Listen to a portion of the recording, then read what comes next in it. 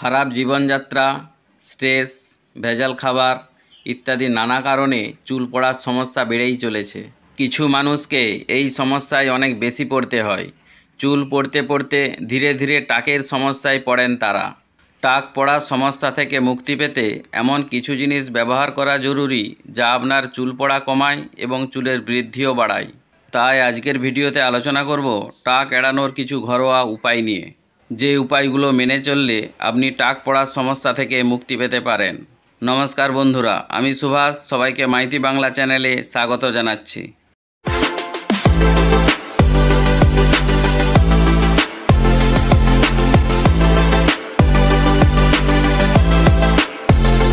Number 1, massage.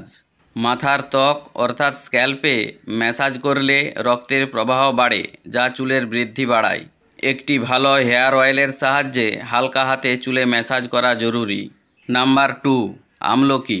আমলকিতে রয়েছে প্রয়োজনীয় fatty acid, যা চুলের ফলিকলকে শক্তিশালী করতে কাজ করে এবং এতে উপস্থিত ভিটামিন সি চুলের অকালপক্কতা রোধ করে। তাই নিয়মিত আমলকির রস চুলে ব্যবহার করুন। নাম্বার 3, পেঁয়াজের রস। পেঁয়াজের রস স্ক্যাল্পে রক্ত সঞ্চালন বাড়ায়, ফলে চুলের বৃদ্ধি হয়। পেঁয়াজের রস অ্যালোপেসিয়া এরিয়াটা নামক রোগের জন্য খুব উপকারী। এই রোগের কারণে শরীরের বিভিন্ন অংশ থেকে চুল পড়তে শুরু করে। শ্যাম্পু করার 15 মিনিট আগে পেঁয়াজের রস চুলে লাগাতে হবে। নাম্বার 4, লেবু। লেবু চুলের জন্য খুবই উপকারী বলে বিবেচিত। এটি চুল দ্রুত বৃদ্ধিতে সাহায্য করে। লেবু সরাসরি চুলে লাগানো ভালো না, এক্ষেত্রে কিছু তেলের সঙ্গে মিশিয়ে চুলে লাগাতে পারেন। নাম্বার 5, নারকেল তেল। নারকেল তেল মাথার স্ক্যাল্পের মাইক্রোবায়োটা উন্নত করে, যার ফলে চুলের ফলিকল এবং মাথার ত্বককে শক্তিশালী করে। নারকেল তেলে গুরুত্বপূর্ণ ফ্যাটি অ্যাসিড রয়েছে, যা চুলের গোড়ায় প্রবেশ করে এবং চুল পড়া রোধ করে। সপ্তাহে অন্তত 2 বার আপনার স্ক্যাল্পে নারকেল তেল ম্যাসাজ করুন এবং স্নান করার আগে কয়েক ঘন্টা বা সারা রাত রেখে দিন। Number 6, castor oil. চুলের জন্য ক্যাস্টর অয়েল অলৌকিকতার চেয়ে কম নয়। এতে প্রোটিন, ভিটামিন ই এবং অনেক ধরনের মিনারেল পাওয়া যায়। ক্যাস্টর অয়েল পৃথিবীর সবচেয়ে ঘন তেল, তাই এটি সরাসরি চুলে লাগানো যায় না। ক্যাস্টর অয়েল সবসময় অলিভ অয়েল বা নারকেল তেলের সঙ্গে মেশাতে হবে। নাম্বার 7, ডিমের মাস্ক।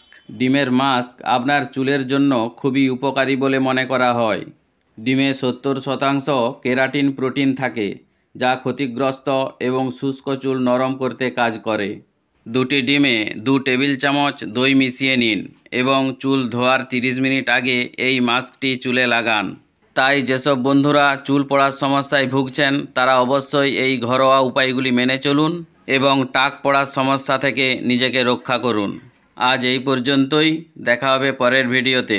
ভিডিওটি ভালো লাগলে অবশ্যই একটি লাইক করুন এবং চ্যানেলটিকে সাবস্ক্রাইব করে পাশে থাকা বেল আইকনটি প্রেস করে নোটিফিকেশনটি অন করে রাখুন, যাতে করে মাইতি বাংলা চ্যানেলের অতি গুরুত্বপূর্ণ ভিডিওগুলি সবার প্রথমে আপনার কাছে পৌঁছে যায়।